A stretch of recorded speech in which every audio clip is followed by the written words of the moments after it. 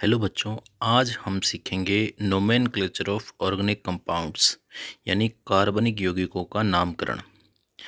देखिए देखिए organic compounds हैं वो बेसिकली आईयूपीएसी विधि द्वारा उनका नामकरण किया जाता है।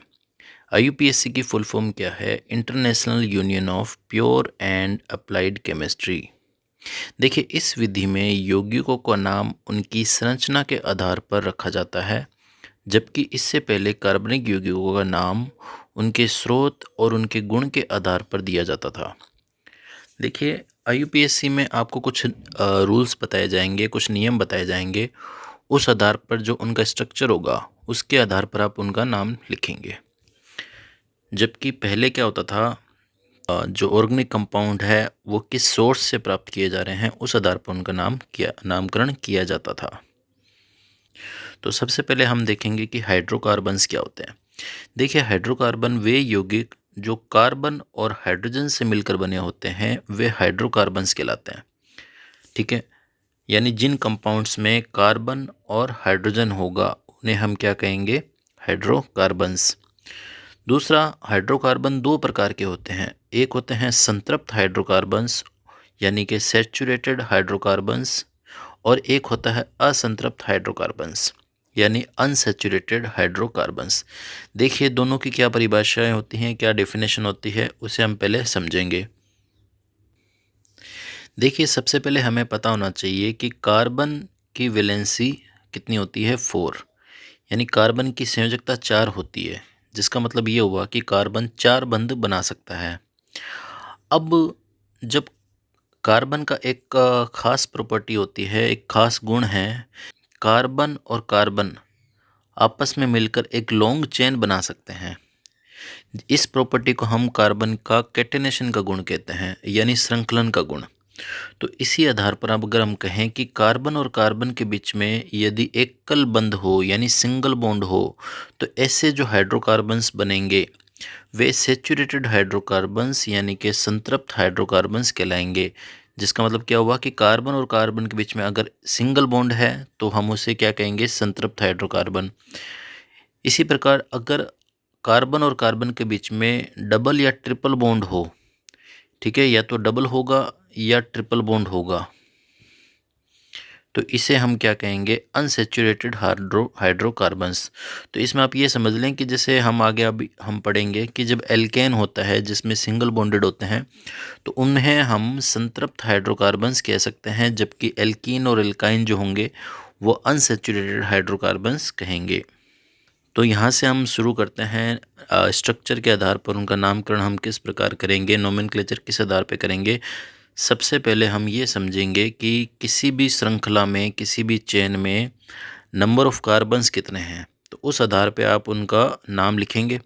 तो सबसे पहले हम ये देखेंगे कि अगर सीरीज़ में आपकी जो चेन है उसमें अगर एक कार्बन होगा तो उसे हम मैथ कहेंगे, 2 कार्बन होंगे तो उसे हम एथ, 3 होंगे तो प्रोप, 4 होंगे तो ब्यूट, 5 के लिए पेंट, 6 के लिए हेक्स, 7 के लिए हेप्ट, 8 के लिए ऑक्ट, 9 के लिए नॉन और 10 के लिए डेक का इस्तेमाल किया जाएगा। तो ये आप ज़रूर याद रख लें, इसी के आधार पर आगे हम पूरा नामकरण पढ़ेंगे। अब हाइड्रोकार्बन्स में जैसे कि हमने पढ़ा कि कार्बन कुल 4 बंध बना सकता है, यानी कि संयोजकता 4 होती है। लेकिन कार्बन और कार्बन के बीच में जो बॉन्ड होंगे वो या तो सिंगल बॉन्ड होगा, या कार्बन और कार्बन के बीच में डबल बॉन्ड होगा, या कार्बन और कार्बन के बीच में ट्रिपल बॉन्ड होगा। तो इस आधार पर हम हाइड्रोकार्बन्स को 3 श्रेणी में बांट सकते हैं। कैसे? अगर एल्केन, जैसे कार्बन और कार्बन के बीच में अगर सिंगल बॉन्ड होगा तो हम इसको एल्केन कहेंगे। अगर कार्बन और कार्बन के बीच में डबल बॉन्ड होगा तो इसे हम एल्कीन कहेंगे, और कार्बन और कार्बन के बीच में ट्रिपल बॉन्ड होने पर हम इसे एल्काइन कहेंगे। तो शुरू करते हैं एल्केन। देखिए एल्केन का जो जनरल फॉर्मूला होता है वो होता है CnH2n+2। ये आप याद रखेंगे, जहाँ n बराबर 1, 2, 3, 4 हो सकते हैं। तो और दूसरी बात कि कार्बन और कार्बन के बीच में सिंगल बॉन्ड होगा, यानी कार्बन और कार्बन के बीच में अगर एकल बंध है, सिंगल बॉन्ड है, तो वे एल्केन कहलाएंगे। यहाँ एल्क का मतलब है कि नंबर ऑफ कार्बन्स, जो हमने अभी पीछे पढ़ा कि मैथ, एथ, प्रोप, ब्यूट, तो जितने नंबर ऑफ कार्बन होंगे उसकी जगह हम एल्क में रखेंगे।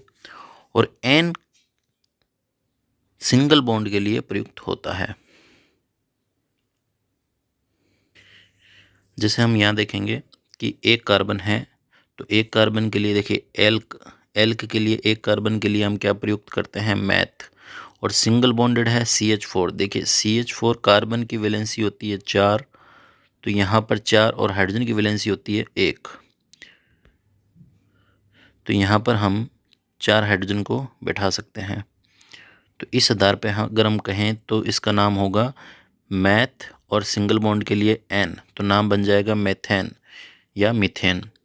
इसी प्रकार से कार्बन और कार्बन के बीच में सिंगल बॉन्ड है, तो और 2 कार्बन यहाँ पर आपको दिखाई दे रहे हैं, तो 2 के लिए एथ और सिंगल बॉन्ड के लिए एन, तो बन जाएगा इथेन। 3 कार्बन के लिए प्रोप, सिंगल बॉन्ड है एन, तो बन जाएगा प्रोपेन। 4 कार्बन के लिए ब्यूट, सिंगल बॉन्ड है एन, तो बन जाएगा ब्यूटेन। 5 कार्बन के लिए पेंट, सिंगल बॉन्ड है एन, तो बन जाएगा पेंटेन। तो इस तरीके से हम एल्केन का नामकरण कर सकते हैं। अब बात करते हैं एल्कीन की। एल्कीन के लिए जनरल फॉर्मूला है CnH2n, ठीक है, CnH2n। जब कार्बन और कार्बन के बीच में डबल बॉन्ड होगा तो इसे हम एल्कीन कहेंगे। यहाँ भी वही नियम है, एल्क नंबर ऑफ कार्बन्स और इन डबल बॉन्ड के लिए यूज होगा। देखिए यहाँ पर आप देख पा रहे हैं कार्बन और कार्बन के बीच में डबल बॉन्ड है और नंबर ऑफ कार्बन्स कितने हैं, 2, तो यहाँ पर 2 कार्बन के लिए एथ और डबल बॉन्ड है इसलिए इन, तो इसका नाम बन जाएगा एथीन। इसी प्रकार 3 कार्बन है, डबल बॉन्ड है, तो 3 कार्बन के लिए प्रोप, डबल बॉन्ड के लिए इन, तो नाम बन जाएगा प्रोपीन। 4 के लिए ब्यूट इन, ब्यूटीन। 5 के लिए पेंट इन, पेंटीन। बात करते हैं एल्काइन की। एल्काइन का जनरल फॉर्मूला होगा CnH2n-2। तो देखिए यहाँ पर कार्बन और कार्बन के बीच में ट्रिपल बॉन्ड होगा, तो इसे हम एल्काइन कहेंगे। यहाँ सेम नियम काम करेगा कि एल्क नंबर ऑफ कार्बन और आइन ट्रिपल बॉन्ड के लिए। कुछ एल्काइन आपको दिए गए हैं।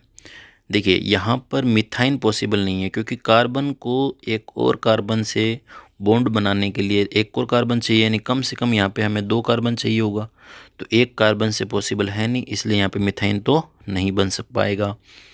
इसी प्रकार से एथाइन, देखिए 2 कार्बन के लिए एथ और ट्रिपल बॉन्ड है आइन, तो ये बन गया एथाइन।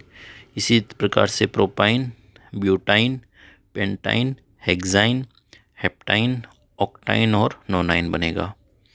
फॉर्मूला से भी आप देख सकते हैं, इसका फॉर्मूला है CnH2n-2। तो यहाँ n बराबर अगर हम 9 रखें तो n बराबर 9 रखने पर C9 आएगा, और 9 × 2 18 - 2 16, तो ये बन जाएगा C9H16। अब देखिए बच्चों, अब एल्केन जो है उसमें से अगर हम एक हाइड्रोजन को रिमूव करेंगे तो ये एल्काइल बनेगा, ये आपको याद रखना है। जैसे मैं बात करता हूँ CH4, तो CH4 में अगर हम एक हाइड्रोजन को रिमूव कर देंगे तो हमारे पास रहेगा CH3, ठीक है, यानी CH4 को हम कहते हैं मीथेन, और एक हाइड्रोजन हटाने के बाद हमारे पास जो एल्किल समूह बनेगा वो बनेगा मिथाइल। और यहाँ पर आप देख पा रहे हैं कि इसकी एक वैलेंसी फ्री है, यानी इसे हम किसी और कार्बन चेन के साथ में जोड़ सकते हैं, इसलिए हमने यहाँ पे वैलेंसी को फ्री कर दिया। तो ये जो है इसको हम ब्रांच्ड चेन हाइड्रोकार्बन यानी शाखित श्रृंखला युक्त हाइड्रोकार्बन कहेंगे, जो कि एल्काइल होगा। तो मीथेन से क्या बन जाएगा, मिथाइल। इसी प्रकार से आप यहाँ देख पा रहे हैं इथेन से बनेगा इथाइल, और प्रोपेन से क्या बनेगा, प्रोपेन से देखिए 2 बन सकता है, एक बन सकता है एन प्रोपाइल, जिसे हम नॉर्मल प्रोपाइल बोलते हैं, यानी कि यहाँ पर हम देख पा रहे हैं कि जो हाइड्रोजन रिमूव की जो पॉसिबिलिटी है वो हमारे पास 2 हैं। या तो हम 1 नंबर कार्बन से हाइड्रोजन को हटा सकते हैं, या 2 नंबर कार्बन से हाइड्रोजन को हटा सकते हैं। और यहाँ से अगर शुरू करेंगे तो वापस 1 नंबर कार्बन ही हुआ, तो हमारे पास पॉसिबिलिटी कितनी है, या तो 1 नंबर कार्बन से हटाओ या 2 नंबर कार्बन से हटाओ। तो जब हम एक नंबर कार्बन से हटाएंगे तो ये एक हमारे पास सीरीज़ मिलेगी हमें, इसलिए हम इसे बोलेंगे एन प्रोपाइल। एन का मतलब यहाँ पर होता है नॉर्मल प्रोपाइल। इसी प्रकार से अगर हम बीच वाले कार्बन से अगर हाइड्रोजन को हटा देंगे तो इस तरीके का स्ट्रक्चर मिलेगा। इस तरीके के स्ट्रक्चर को हम आइसो बोलते हैं, तो इसका नाम होगा आइसो प्रोपाइल। ठीक है दोस्तों, यहाँ हम ब्यूटेन के लिए देखेंगे, ब्यूटेन के लिए भी देखेंगे। यहाँ पर हाइड्रोजन को हटाने की पॉसिबिलिटी कितनी है, एक नंबर कार्बन है और 2 नंबर कार्बन है। अब देखिए यहाँ पर हमें 4 पॉसिबिलिटी मिलती है। अगर एक नंबर कार्बन से यहाँ पर हाइड्रोजन हट रहा है तो हम इसे प्राइमरी ब्यूटाइल बोलेंगे, क्योंकि ये 1 डिग्री कार्बन है। यहाँ पर आप एक चीज़ समझेंगे कि जब एक कार्बन दूसरे किसी कार्बन से सिर्फ एक सिंगल कार्बन से जुड़ा हुआ हो तो ये 1 डिग्री कार्बन कहलाएगा, लेकिन यही अगर कार्बन 2 कार्बन से जुड़ा हुआ हो तो ये हमारा 2 डिग्री कार्बन कहलाएगा। और इसी प्रकार से अगर ये कार्बन 3 कार्बन से जुड़ा हुआ हो तो ये 3 डिग्री कार्बन कहलाएगा। तो ये आप ज़रूर समझें। तो 1 डिग्री कार्बन को हम प्राइमरी कार्बन, 2 डिग्री कार्बन को हम सेकेंडरी कार्बन और 3 डिग्री कार्बन को हम टर्सरी कार्बन कहेंगे। और एक आता है 4 डिग्री कार्बन जिसको हम टर्ट कहते हैं। तो यहाँ पर देखिए इसे हम प्राइमरी ब्यूटाइल बोलेंगे। इसी प्रकार से ये 2 नंबर कार्बन से हाइड्रोजन को हमने हटाया है तो इसे हम सेकेंडरी ब्यूटाइल बोलेंगे। यहाँ पर हमने 3 डिग्री कार्बन से हाइड्रोजन को हटाया है तो इसे हम टर्सरी ब्यूटाइल बोलेंगे।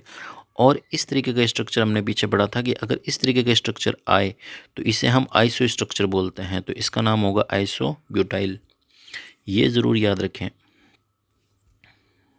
अब देखिए यहाँ पर हम पेंटेन के लिए स्ट्रक्चर देखें तो ये सभी जो पीछे हमने स्ट्रक्चर देखे हैं वो स्ट्रक्चर तो बनेंगे ही बनेंगे। साथ में एक आप इस तरीके का स्ट्रक्चर याद रखें कि यहाँ पर हम देख पा रहे हैं कि 5 कार्बन इस तरीके से जुड़े हुए हैं और जो वैलेंसी फ्री है वो इस वाले कार्बन से हैं। तो इस तरीके का जब स्ट्रक्चर आपको मिलेगा तो इस स्ट्रक्चर को नियो बोलते हैं। तो यहाँ पर क्या प्राप्त होगा हमें, नियो पेंटाइल। तो ये ज़रूर आप इस स्ट्रक्चर को याद रखें। अब देखिए नामकरण के लिए हम कुछ नियम पढ़ेंगे, कुछ रूल्स पढ़ेंगे, जिसमें रूल नंबर 1 है कि सबसे लंबी कार्बन श्रृंखला का चयन, यानी choose the longest carbon chain. यानी जिस कंपाउंड का आपको नामकरण करना है उसमें आप सबसे लॉन्गेस्ट चेन चूज़ करेंगे। तो यहाँ पर आपको 2 स्ट्रक्चर दे रखे हैं जहाँ पर एक बार आपको इस तरीके से कार्बन चेन चूज़ की गई है जिसमें हमें 9 कार्बन मिल रहे हैं, और एक इस तरीके से कार्बन चूज़ की गई है जिससे हमें 8 कार्बन मिल रहे हैं। एक बात का ज़रूर ध्यान रखें कि कार्बन चेन कंटिन्यूस होनी चाहिए, टूटनी नहीं चाहिए। तो इन दोनों स्ट्रक्चर में 9 कार्बन यहाँ पर हमें मिल रहे हैं तो हमें ये वाला स्ट्रक्चर सही होगा, ये वाला स्ट्रक्चर गलत हो जाएगा। क्यों? क्योंकि यहाँ पर हमें ज़्यादा कार्बन मिल रहे हैं। नियम नंबर 2 यानी रूल नंबर 2 में आप क्या ध्यान रखेंगे कि जो हमारे सब्स्टिट्यूट्स हैं, जो प्रतिस्थापी हैं, देखिए सब्स्टिट्यूट क्या होते हैं कि जो लॉन्गेस्ट चेन हमें प्राप्त हुई है उसके अलावा जितना कार्बन बच गया वो हमारा सब्स्टिट्यूट कहलाएगा। जैसे यहाँ पर ये सब्स्टिट्यूट है और ये सब्स्टिट्यूट है, तो ये सब्स्टिट्यूट को सबसे कम नंबर मिले। देखिए जब हम नंबरिंग इस लेफ़्ट साइड से करते हैं तो हमें मिल रहा है 2 और 6, और जब हम राइट साइड से नंबरिंग कर रहे हैं तो सब्स्टिट्यूट को जो नंबर मिल रहा है 4 और 8। तो जब हम इसे टोटल करते हैं तो ये हमें मिल रहा है 8 और ये हमें मिल रहा है 12। तो ये गलत होगा और ये सही माना जाएगा। तो इस तरीके से आप याद रखें कि सब्स्टिट्यूट को कम से कम नंबर मिले ताकि उनका सम कम आए। तो इस तरीके से ये स्ट्रक्चर सही होगा, ये गलत हो जाएगा। दूसरा आप याद रखेंगे कि जो हमारे सब्स्टिट्यूट हैं, जैसे यहाँ पर एक कार्बन के लिए सब्स्टिट्यूट है मिथाइल यानी M, और ये है इथाइल 2 कार्बन के लिए, हम पीछे पढ़ चुके हैं। तो यहाँ पर जो नामकरण आप करेंगे उस टाइम हमें अल्फ़ाबेटिकली ध्यान में रखते हुए M और E में पहले E आता है तो E का नाम पहले लिखा जाएगा, बाद में मिथाइल का नाम लिखा जाएगा। तो इसका सही नाम क्या होगा, 6 इथाइल, यानी 6 नंबर पे इथाइल आया है, 2 पर मिथाइल आया है तो 2 मिथाइल, और उसके बाद 9 कार्बन की सीरीज है तो नॉन, और सिंगल बॉन्डेड है तो एन। तो नाम क्या हो जाएगा, 6 इथाइल 2 मिथाइल नोनेन।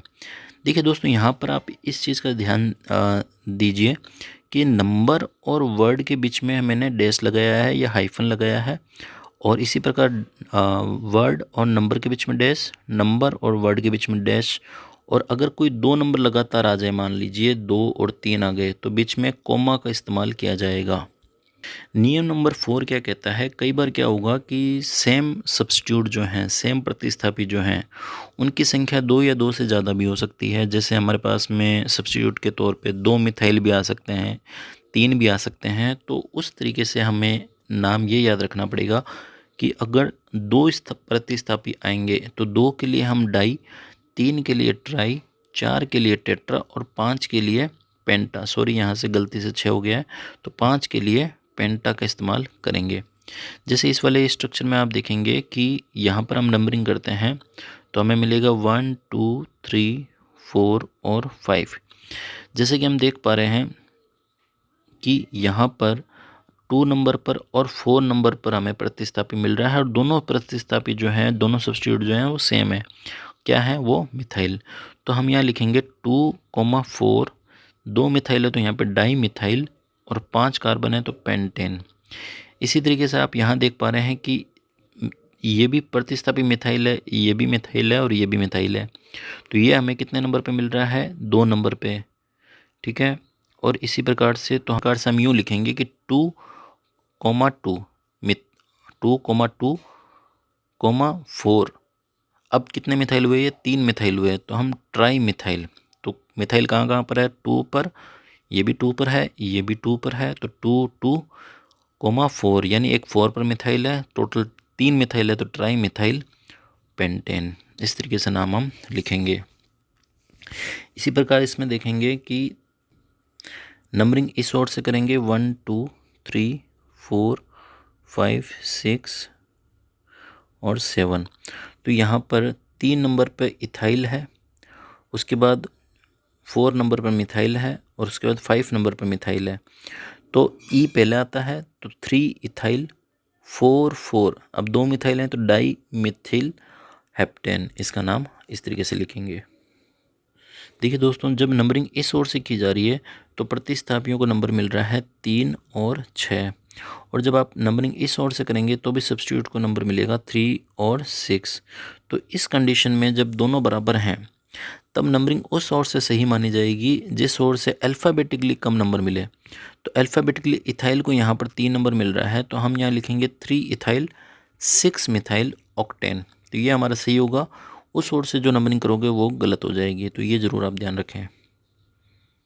इसी प्रकार से नियम 6 कहता है कि कई बार जैसे प्रतिस्थापी खुद ब्रांच्ड होता है तो उसमें नाम के आगे नियो, आइसो, टर्सरी, सेकेंडरी आएंगे। तो इसमें आप आइसो और नियो को तो मूल एल्किल समूह में रखेंगे, लेकिन प्राइमरी, सेकेंडरी इनको आप मूल चेन में नहीं रखोगे। और जब प्रतिस्थापी खुद शाखित हो तो नंबरिंग ऐसे देंगे ताकि अधिक से अधिक प्रतिस्थापी श्रृंखला में शामिल हो सकें। इसको मैं आपको एग्जाम्पल के थ्रू समझाता हूँ। देखिए, इस कंडीशन में जब आप नंबरिंग कर रहे हैं तो ये हमारी चेन मिल रही है, ठीक है, लेकिन ये जो हमारा सब्स्टिट्यूट है ये खुद भी ब्रांच्ड है, तो इस तरीके से यहाँ भी हम नंबरिंग की हुई है। तो इस तरीके से इसका नाम क्या होगा कि 5 नंबर पे एक सब्स्टिट्यूट है। अब उस सब्स्टिट्यूट का नाम क्या है? ये सब्स्टिट्यूट का नाम क्या होगा? 2 इथाइल ब्यूटाइल। तो इस तरीके से ये सब्स्टिट्यूट का नाम हुआ। उसके बाद हमें 3 मिथाइल, तो 2 मिथाइल मिल रहे हैं, तो 3 डाई मिथाइल और डेकेन। इस तरीके से इस नाम ये होगा। इसी तरीके से 2 एग्जाम्पल और दिए गए हैं, इनको आप देखें, और अगर नहीं समझ में आया हो तो आप कमेंट कर सकते हैं। तो नेक्स्ट पार्ट और आपके लिए मैं लेकर आऊँगा। Thank you.